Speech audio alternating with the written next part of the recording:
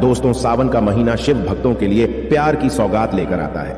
दोस्तों, ऐसे में हम जानते हैं सावन के इस पवित्र महीने में कौन सी गलती नहीं करनी चाहिए जिससे कि शिव नाराज ना हो।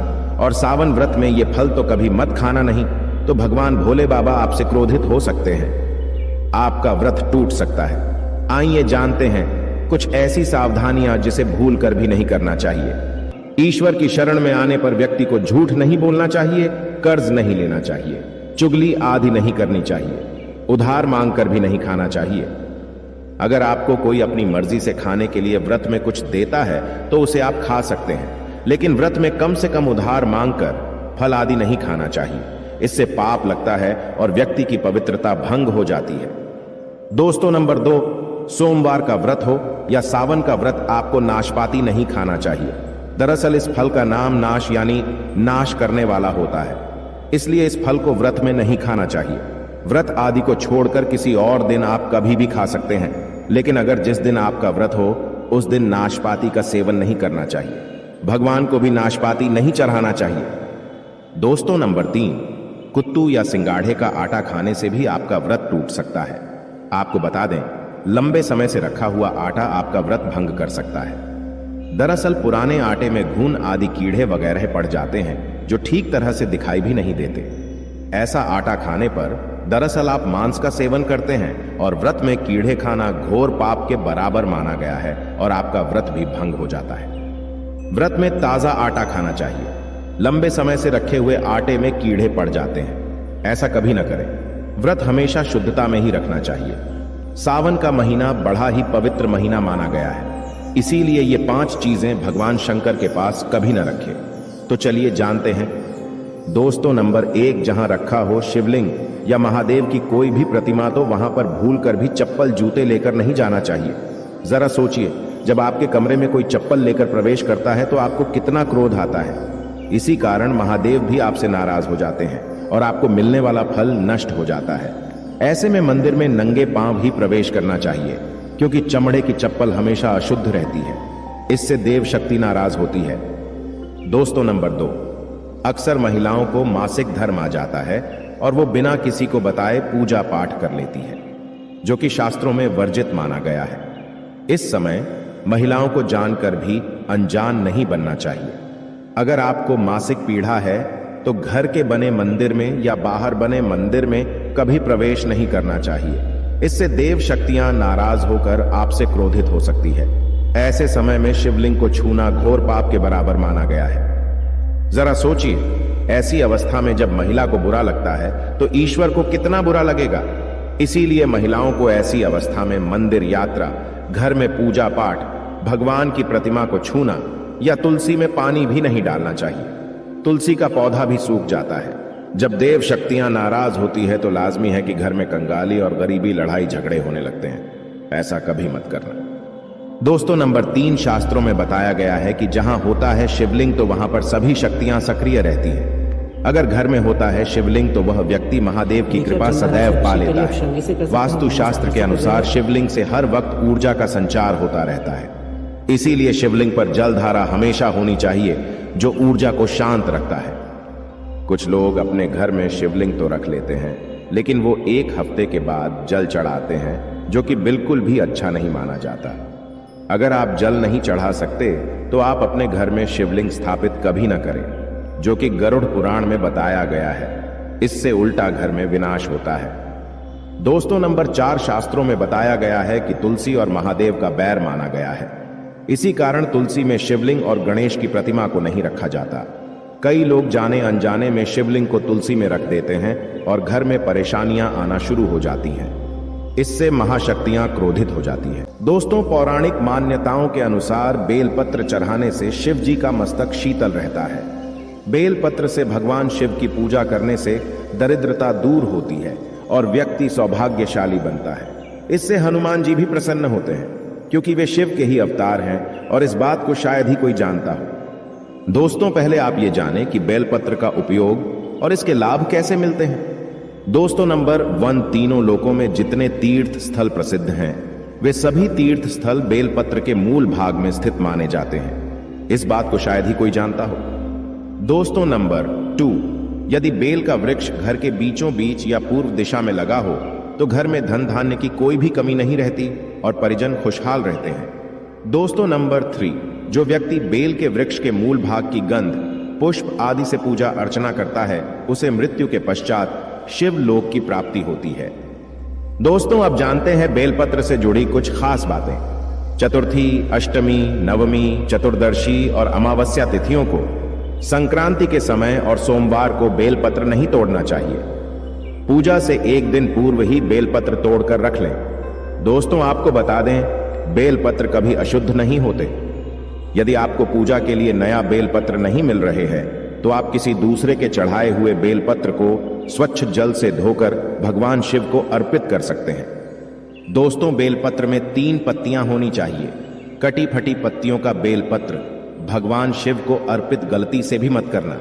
कटी फटी पत्तियों को अर्पित करने से शिव का अपमान माना जाता है और बेलपत्र का भी। इसलिए बेलपत्र की पत्तियां एकदम साफ होनी चाहिए। दोस्तों, सावन के इस पवित्र महीने में अगर जिस व्यक्ति को 5 संकेत मिल जाए तो इससे यह पता चलता है कि महादेव आपकी भक्ति से बहुत प्रसन्न है और आपको धनी होने से कोई भी नहीं रोक सकता। तो चलिए जानते हैं। दोस्तों, नंबर 1, बैल का दरवाजे पर आना। नंदी महाराज भगवान भोलेनाथ के वाहन है। नंदी को भगवान शिव का द्वारपाल भी कहा गया है। नंदी महाराज को बुद्धि और ज्ञान का प्रतीक माना गया है। शिव के मंदिर के बाहर हमेशा नंदी महाराज विराजित रहते हैं। लेकिन अगर सावन के इस पवित्र महीने में अचानक से नंदी महाराज आपके दरवाजे पर आ जाए और घर की चौखट को सींग मारने लगे, तब आपको समझ लेना चाहिए कि भगवान शिव आपके घर में आने वाले हैं, जो कि ये एक उनके आने का संकेत है। भगवान शिव आपकी भक्ति से बहुत प्रसन्न हैं और आपके घर में खुशियां आने वाली है। आपको धनी होने से कोई नहीं रोक सकता। लेकिन याद रहे, नंदी महाराज को तिलक लगाकर मीठा भोग जरूर खिलाएं। दोस्तों, नंबर 2, सावन के पवित्र महीने में अचानक से आपके सपनों में अगर शिवलिंग दिखाई दे जाए, अर्थात भगवान शिव दिखाई दे जाए, तो इसे आपको यह समझना चाहिए कि अब आपके जीवन से परेशानियों का अंत जल्दी हो जाएगा। भगवान शिव आपकी सच्ची आराधना भक्ति से बहुत खुश है और वो आपके घर में आने वाले हैं। ऐसे में याद रहे, शिव की भक्ति में कोई भी कमी नहीं आनी चाहिए। घर को गंदा मत रखना, क्योंकि आपके घर में भगवान शिव आने वाले हैं। दोस्तों, नंबर 3, शास्त्रों के अनुसार माना गया है कि नीलकंठ भगवान शिव का प्रतीक है। अगर आपके घर में सावन के महीने में नीलकंठ छत पर आकर बैठ जाए तो उसे भूल कर भी मत भगाना, क्योंकि यह भगवान शिव का प्रतीक माना गया है। ऐसे में आपको खुश होना चाहिए, क्योंकि भगवान शिव आपकी भक्ति से बहुत खुश है। शास्त्रों में बताया गया है कि नीलकंठ अगर मनुष्य के घर पर आकर बैठ जाए तो साक्षात घर में महाशिव के आने के संकेत माने गए हैं। अब आपके बुरे दिन जाने वाले हैं। कहते हैं श्री राम ने इस पक्षी के दर्शन करने के बाद ही रावण पर विजय प्राप्त की थी। दोस्तों, नंबर 4, सावन के पवित्र महीने में अचानक से घर में काला सांप निकल आए तो बहुत ही शुभ माना गया है। इसे बिल्कुल भी न मारे, यह भगवान शिव के आने का संकेत है। जिनकी भक्ति से महादेव प्रसन्न होते हैं, तब महादेव किसी खास अवसर पर ही अपने दर्शन देते हैं। सावन का महीना बहुत ही पवित्र महीना माना गया है। यही वो महीना है जिसमें भगवान शिव धरती पर आते हैं और उसी घर में अपना वास बना लेते हैं जो सच्चा भक्त होता हो। सपनों में किसी मंदिर में नाग नागिन का जोड़ा देखना बहुत ही शुभ माना गया है। ये घर में शिव के आने के संकेत हैं। अब आपको खुश होने की जरूरत है। दोस्तों, नंबर 5, सावन के शुभ अवसर पर सोमवार के दिन डमरू की आवाज, घंटियों की आवाज सुनाई दे जाए तो यह अत्यंत शुभ माना गया है। इसका अर्थ यह है कि भगवान भोलेनाथ आपसे प्रसन्न हैं और जल्दी आपके घर और जीवन में प्रवेश करने वाले हैं, जिससे आपका आर्थिक संकट दूर होकर जीवन में सुख समृद्धि आने वाली है। महादेव आपसे बहुत खुश है।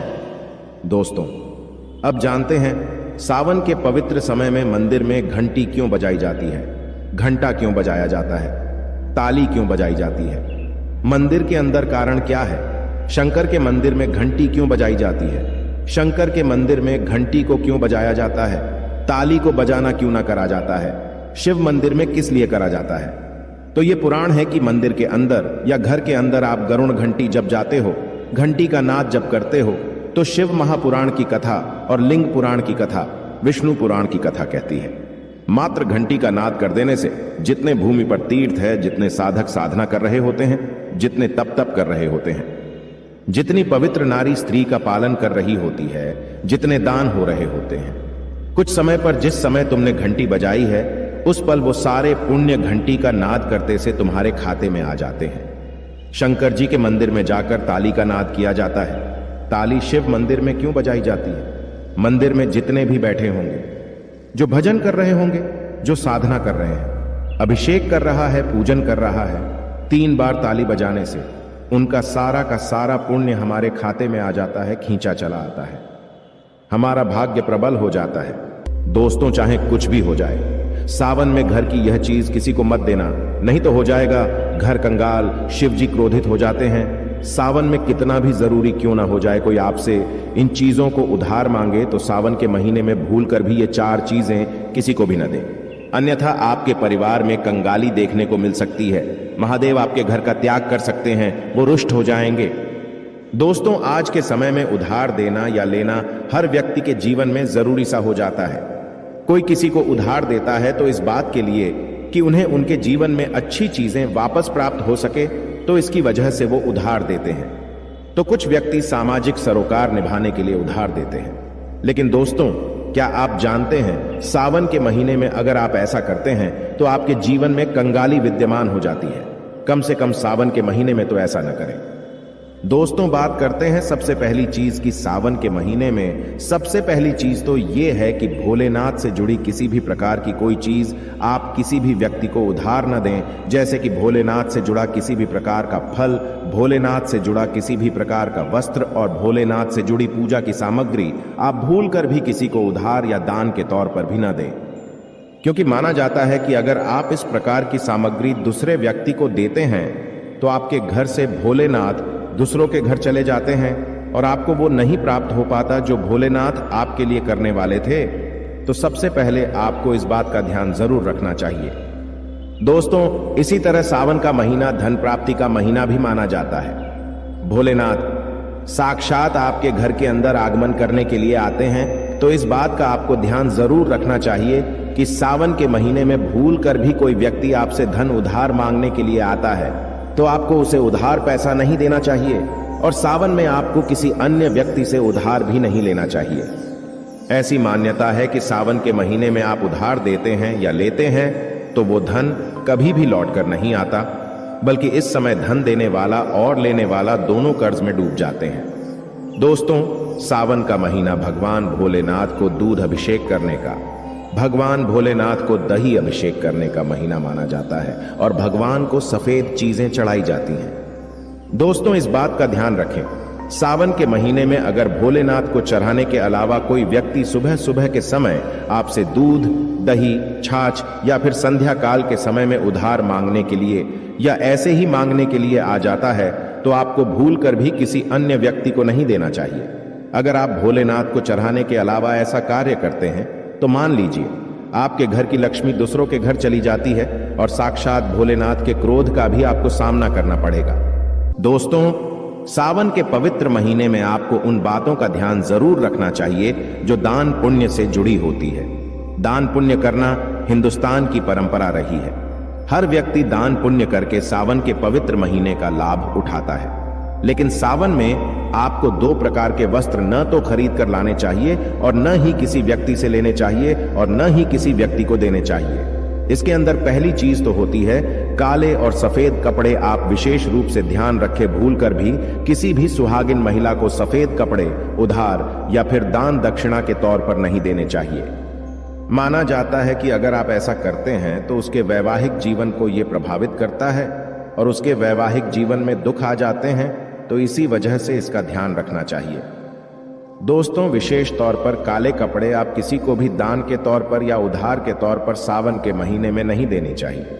ऐसी मान्यता है कि अगर आप ऐसा करते हैं तो सामने वाले व्यक्ति के जीवन में कंगाली आ जाती है और देने वाले व्यक्ति के जीवन में राहु दोष लग जाता है और साक्षात भोलेनाथ उस व्यक्ति से क्रोधित होने लगते हैं। तो इस बात का आपको जरूर ध्यान रखना चाहिए। दोस्तों, महिलाओं की आदत होती है कि जब रसोई के अंदर किसी प्रकार का सामान कम या ज्यादा होता है तो अपने आस पड़ोस में मांगने के लिए आ जाती हैं। तेल, घी या फिर अपने घर की हल्दी, ये तीनों चीजें सौभाग्य का प्रतीक मानी जाती हैं। जिस घर में ये चीजें होती हैं माना जाता है कि सावन के महीने के बाद उसके घर में सुख समृद्धि बनी रहती है। तो सावन के महीने में अपने घर से किसी को भी भूल कर भी इस प्रकार की चीजें आपको उधार न तो देनी चाहिए और न ही लेनी चाहिए। अगर आप ये गलती करते हैं तो देखते ही देखते आपके परिवार पर दुखद परिणाम देखने को मिल सकते हैं और आपके घर की सुख समृद्धि दूसरों के घर चली जाती है। दोस्तों, सावन के महीने में बासी रोटी दान नहीं करनी चाहिए, न ही किसी जानवर को खिलानी चाहिए। बासी रोटी हमेशा बासी ही कहलाती है। इसीलिए अगर आप भोले बाबा की कृपा पाना चाहते हैं तो ऐसे में ताजी रोटी तथा ताजे बने चावल ही खिलाने चाहिए। इससे भगवान भोलेनाथ बहुत खुश होते हैं। दोस्तों, सावन के महीने में अगर आप किसी व्यक्ति को दान देने की सोच रहे हैं तो आप नए कपड़े दे सकते हैं, लेकिन ध्यान रखें काले और सफेद कपड़े न दे जो आपके अपने पहने हुए, और अपने पुराने कपड़े भूल कर भी किसी को भी दान के तौर पर या फिर पहने हुए कपड़े किसी को भी ऐसे ही नहीं देने चाहिए। माना जाता है कि अगर आप अपने पहने हुए कपड़े किसी अन्य व्यक्ति को देते हैं तो याद रखिए आपके पहने हुए कपड़ों के साथ आपकी समृद्धि जुड़ी हुई होती है। अगर वो दूसरों के घर चली जाती है तो आपको कंगाली या फिर इस प्रकार की चीजों का सामना करना पड़ता है जो आपके परिवार के लिए अच्छी नहीं होती है। तो हमेशा इस बात का ध्यान रखें, अपने पहने हुए कपड़े कभी किसी को न दें। आप चाहे तो सावन में बाजार से नए कपड़े खरीद कर दान दे सकते हैं,